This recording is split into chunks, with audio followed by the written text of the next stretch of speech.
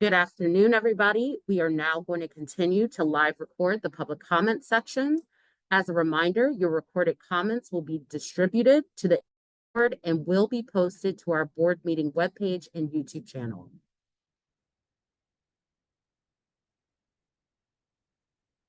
Our next speaker will be Howard Birnbaum.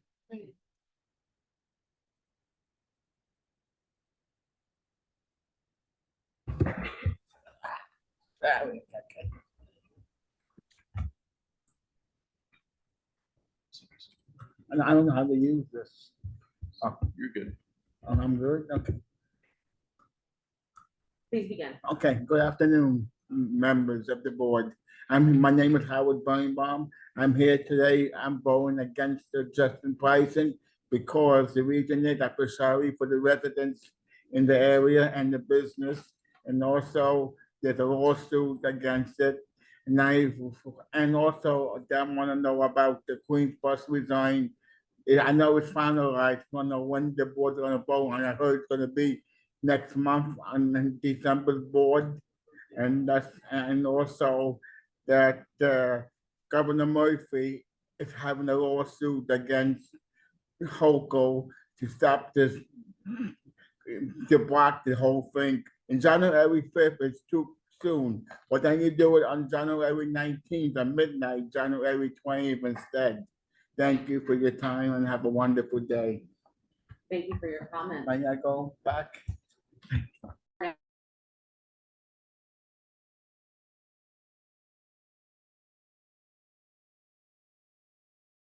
I did not. Let me say that again. Our next speaker is Valerie Mason, followed by David Kupferberg. Good afternoon. I'm Valerie Mason, appearing before you in my capacity as an individual New Yorker and a co-founder of New Yorkers Against the Congestion Pricing Tax. For more than 30 years, New York legislators have failed to adequately fund our public transportation system. And despite the fact that working W-2 paid New Yorkers have long paid some of the highest city and state taxes in the nation. It should come as no surprise that after years of defunding, we find ourselves in this position. However, it is wrong that you now ask hardworking New Yorkers with no reasonable transportation alternatives to abandon the fastest way to their workplaces and homes. Nothing since the pause makes $9 phased into $15 more affordable than it was 3 months ago or 5 years ago. The plan was raw then, and now it is only half-baked. The moneyed special interests that have been advocating for this plan still will pay nothing. That's right, Uber and Lyft. They fund the so-called not-for-profit interests that have been the only groups invited to meet with the MTA and other decision makers, despite the fact that more than 62% of all New Yorkers are against the plan. Uber and Lyft will continue to be able to flood and congest our streets at no charge, continue to exploit their drivers, and continue to build their monopoly with the backing of the MTA and the government. There is no evidence, especially with this new plan, that there will be any meaningful improvement in response time for emergency vehicles. We continue to need a real environmental impact study. Before you further tax working class New Yorkers to use their own streets, why not tax the corporations who are clogging them and exploiting their workers? For some reason, that option has never been on the table. This plan has nothing to do with fighting congestion or fighting climate change. It is just a cash grab, and not even a good one at that. Thank you very much. Our next speaker is David Kupferberg, followed by Monica Partem. My name is David Kupferberg, Vice President of Bus Advocacy, Passengers United.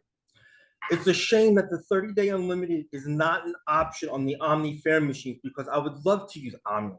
I use 30-day unlimited because I could take multiple trips throughout the day and it's cheaper than 7-day fare capping.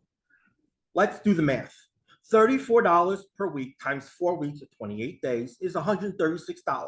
The 30-day unlimited is $132. Hence, I will be using MetroCard for the foreseeable future. I also think that there should be time-based transfers. Currently, Nassau County allows 2 free transfers within 2 hours, and they don't yet have Omni installed. If Nassau County can do it, so can Omni. For the MTA not to include elevator maintenance as part of state of good repair projects in this day and age is disgusting. One elevator out is one elevator out too many, plain and simple. Face the facts. The MTA reform in traffic mobility at loosely called congestion pricing no longer has popular support. A Siena College poll released in April of this year shows that 64% of people throughout the state don't want congestion pricing. This shows that New Yorkers have realized that the disadvantages outweigh the advantages. If prohibition can be repealed, congestion pricing could also. But there is a plan B. It's called tolling the East River bridges. Ironically, it has the backing of the auto lobby, especially the Automobile Association of America. Tolling the East River bridges would reduce delays in air pollution by redistributing traffic. Tolling the East River bridges is obviously the better choice. Thank you. Our next speaker is Monica Bart-Tam, followed by Catherine Collins.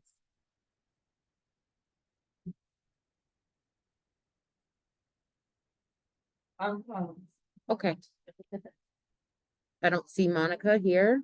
Yeah, in the room, I don't know if she's coming. Just 1 second, I just want to get my speech up here, sorry about that. Our next speaker will be Catherine Collins. Second. Sorry to keep you waiting. All right, it's running. Okay, sorry, ready? Good afternoon. My name is Kathleen Collins, and I am a board member of Disabled in Action. I've spoken to you earlier this morning at the committee hearings, and at that time, I pointed out the fact that I am very thankful for the on-demand program, since I have been a recipient of this program for almost a year. I pointed out also that it has been life-changing. Now I have the same flexibility that every non-disabled New Yorker takes for granted every day. That is, I can go anywhere at the spur of the moment and leave any place at the spur of the moment.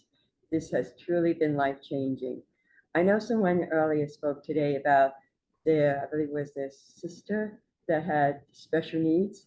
However, I'd like to point out that my needs are not special. My needs are the same as everyone in this room, and that is that I need to be able to have flexibility just like every other traveler. That's why I believe that the on-demand program needs to be expanded to every accessorized rider that wants to use it. Further, we need to make sure that the restrictions on the number of rides a person is allowed to take on in the on-demand program be eliminated, as well as the MTA should increase the amount of the cost the MTA will cover so that more of the city can be reached without the on-demand passenger having to pay significant out-of-pocket costs. We understand that the MTA faces budget constraints just like everyone else. However, the cost of placing more people on the on-demand program is minuscule in comparison to the MTA's multi-billion-dollar budget. Thus, we definitely would demand that the on-demand program be expanded. Thank you.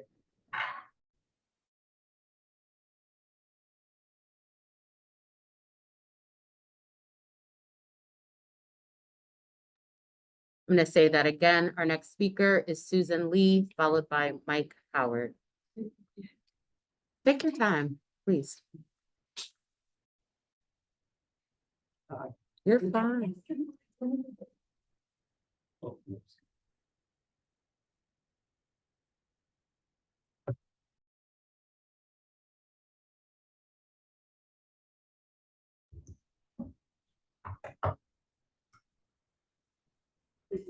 Hi, good morning. My name is Susan Lee. I'm the president of New Yorkers Against Congestion Pricing Tax. I'm here before you to oppose congestion pricing. Earlier this morning, I was downstairs at the lobby waiting to come up so I can speak about my opposition to congestion pricing. Our group filed a class action lawsuit to stop congestion pricing.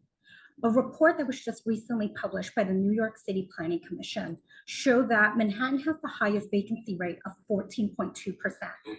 Despite the city's trend towards lower vacancy, higher vacancy still persists in localized areas, especially in Manhattan core. How is congestion pricing going to help with the recovery of New York City when the storefront vacancy rate is at 14.2%? I cannot fathom how that will happen. That is why we have filed a lawsuit asking for an environmental impact statement to look at not just the environment and equity issues, but also the economic impact that will affect our recovery. One of the quotes that I saw today that really brings to the table what congestion pricing really is for the MTA is from Rachel Faust from Reinvent Albany.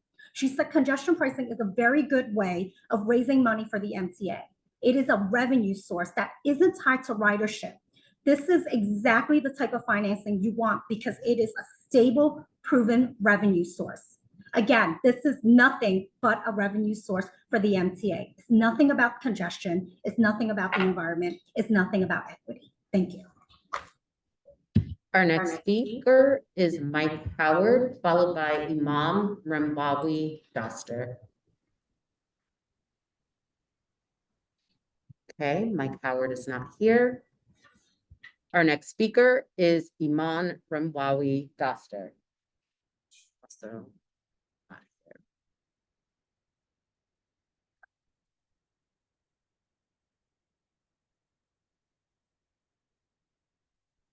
Our next speaker is Michael Magazine, followed by Summit Haney.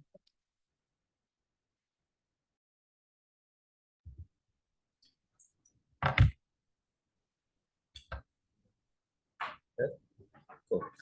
Good afternoon. My name is Michael Magazine. I'm here representing Fridays for Future New York City, and I speak on behalf of all youth when I say it's about damn time.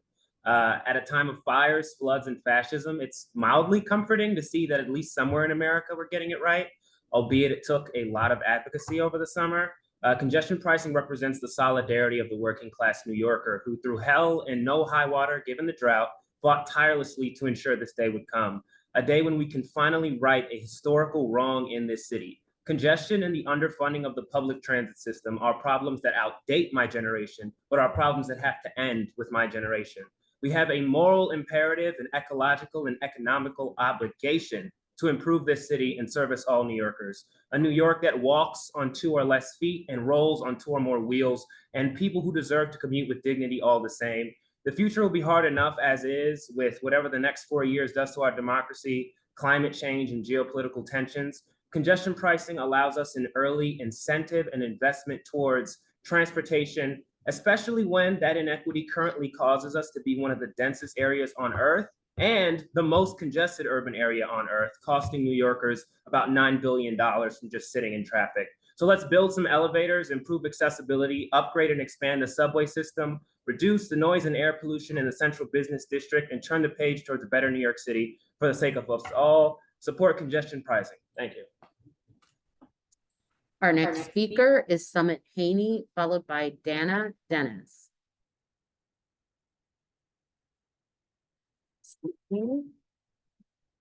Dana Dennis. Okay, our next speaker is Gorman Riley, followed by Iris Kelly.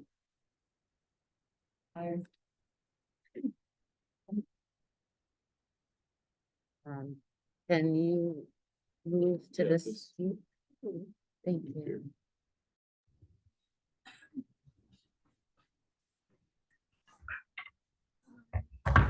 Yeah, I'm ready. I have a few issues. First, the Long River, they need to fix the telesigns of here. And you had nice, we had Penn Station that between 13 and 19, that is perfect sizing to be able to see where trains are coming and going for people my height, visually impaired. But no, they put this huge one up top that shows familiar. You can't see them up that far. Not everybody's 5 foot. I'm under 5 foot, I'm only 4'10". Need to fix that. And they have extra time in between for Brooklyn and Manhattan to connect. Because I went from track 2 up to track 12. I lost time to get my train. And this, I had wait extra time, another set to just to get me out of there. It's ridiculous. It shouldn't be happening.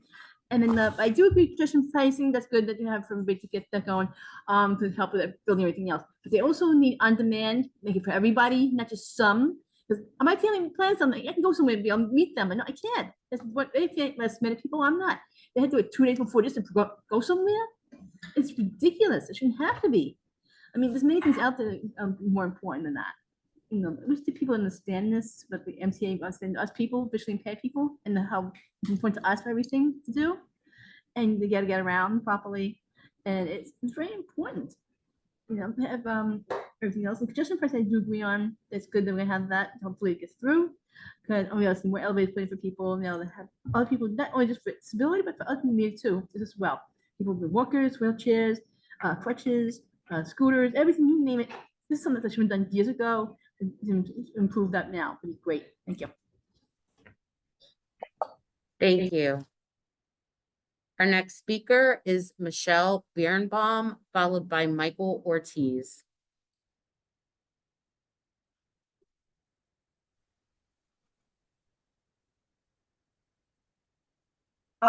Good morning. I have testified before this body in the past in firm opposition to congestion pricing, and Michelle, so I please will not. begin. Excuse me? Wait,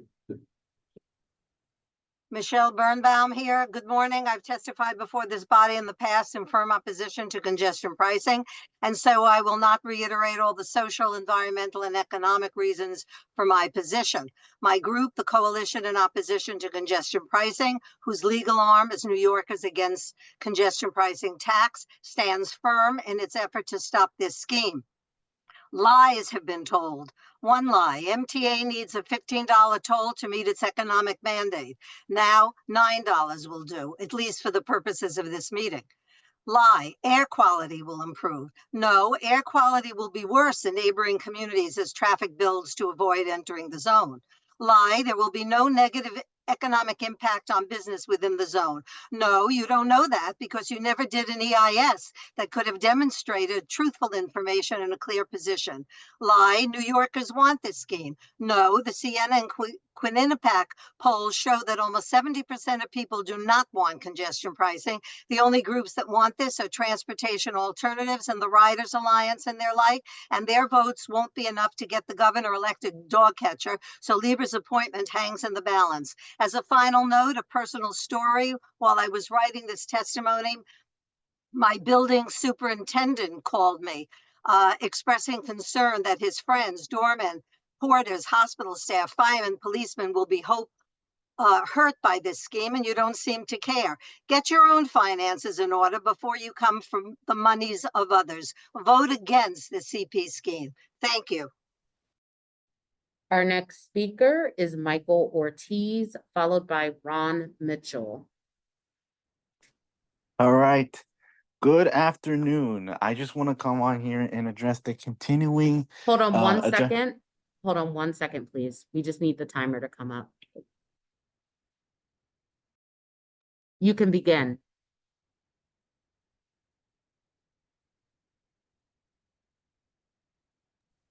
All right, good afternoon and welcome. I just want to come on here to continue my remarks with the Staten Island bus network.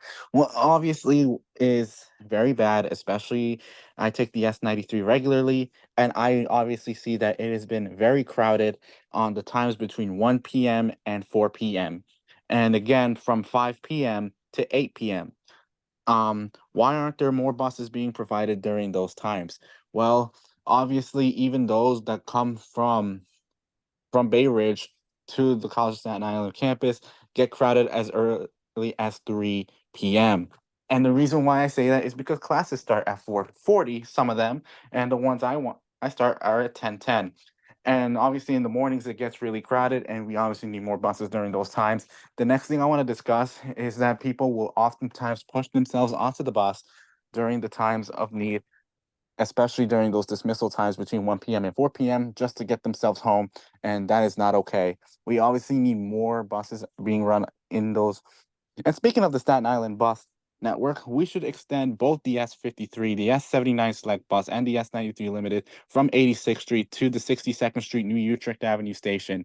The reason why I say that is because riders should get 2 lines to wait for instead of 1. because the R is sometimes infrequent and doesn't show up. So, and oftentimes is late. So we obviously need 2 lines to run that they can connect to, as well that could provide a connection to the future IBX. So thank you for your time, and I hope to speak again soon. Thank you. Our next speaker is Ron Mitchell, followed by Lucy Coteen.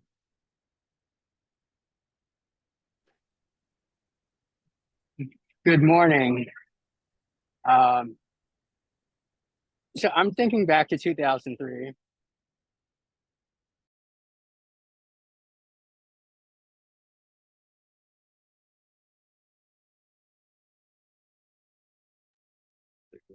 Ron? I think you're good. Okay. We'll come back to Ron when he's back in the room. Our next speaker is Lucy Coteen, followed by Kirby Sykes. Hello? Hi. Hi, okay. Obviously, the economy was on the mind of the majority of the country at this recent election. The majority of the people in the area are opposed to congestion pricing. Instead of listening to her constituents, the governor listened to the very loud advocates who were paid for by the corporations that will profit from congestion pricing, such as Lyft and Uber. And as everyone knows, it is the 100,000 Lyft and Uber cars that circle around the city that are responsible for much of the congestion. The whole state benefits from public transportation, so the burden should not be placed on those who out of necessity use a vehicle to enter the zone. This is not a joyride. It clearly hurts the working people who keep the city working, and those people can find jobs that don't force them to pay $9 and rising soon to get to work every day. It clearly hurts those who have to visit medical facilities or visit family members in the zone. That sucking sound you hear is of those hospital workers, teachers, firefighters, police officers, etc., leaving jobs in the zone and taking their much needed skills elsewhere. Many other suggestions have been made to raise funds that does not fall on the working class or on those who just happen to live in the zone and want to return to their home. Punishing people who have lived in the zone for many years is just cruel and could lead to a mass exodus of the city. Workers who can choose to work from home will do so, further harming shops, restaurants, and after-work activities. These many businesses have been struggling, and we see many vacant storefronts throughout the borough. My suggestion is to get money from Wall Street so the burden to support the MTA does not fall on those who can least afford it, but on those who have money to gamble in the market. The smart move was to pause congestion pricing. The stupid move was to reinstate it after the people have given a very clear message to the economy stupid. Get ready to welcome Governor Lawler. Thank you. Thank you for your comment. Our next speaker is Kirby Sykes, followed by Leopold Hancock. Hello. Thank you for the time to speak today. I work at the College of Staten Island, and here on Staten Island, our bus service is plagued by interruptions, cancellations, and overcrowding. And at College of Staten Island in particular, the S93 is constantly overcrowded, also frequently being canceled. Students often are waiting in a line that stretches for 100 feet. And the overcrowding has been so bad that violence has broken out on the bus.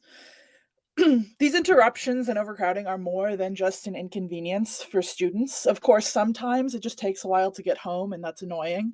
But sometimes people have work or other obligations. I was once taking voter registration forms from students to the Board of Elections, and the S93 bus was canceled 4 times, so that I ended up almost missing the deadline at the Board of Elections office. Furthermore, I've heard stories from students about missed tests, failed classes as a result of the unreliable bus service. Of course, as someone with a job, I'm able to afford an Uber when I really need it. But for many people, they really cannot afford anything other than the bus. And students need access to reliable transportation if they're going to get a good education. So I encourage the MTA to look into the transportation issues for the College of Staten Island and provide students with fast, reliable, and frequent service. Thank you. Thank you. Our next speaker is Leopold Hancock, followed by Richard Chow. Thank you for having me. I would like to add on to the previous speaker. As a current person who comes from Jersey, who commutes to the College of Staten Island as a student, and who also has a job in the city as a dispatcher, the timing for the buses, I would hope or would like to advocate for better timing, just due to the fact that without any traffic, it takes me about 2 hours and 54 minutes without traffic to get to New York. However, due to recent cancellations, that timing without traffic has went up to 3 hours and 45 minutes. I recently also had to switch my route that I have taken in the past due to cancellations. And as for the 93 bus, I feel like that is no longer an option for me to take due to past incidences. But other than that, I do hope that the timing and MTA bus routes can be improved. Thank you. Our last speaker is Richard Chow.